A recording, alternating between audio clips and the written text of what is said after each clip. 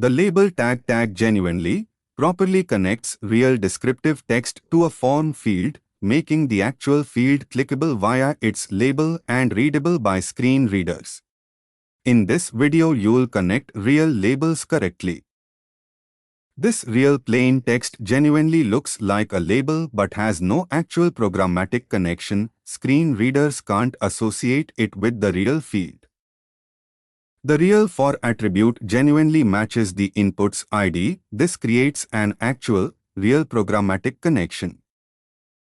This real alternative wraps the input inside the label directly. Genuinely also creates a valid connection. No for ID needed.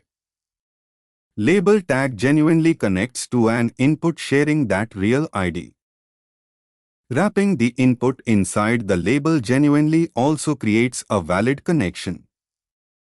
A real connected label genuinely makes the field clickable via its text and accessible to screen readers.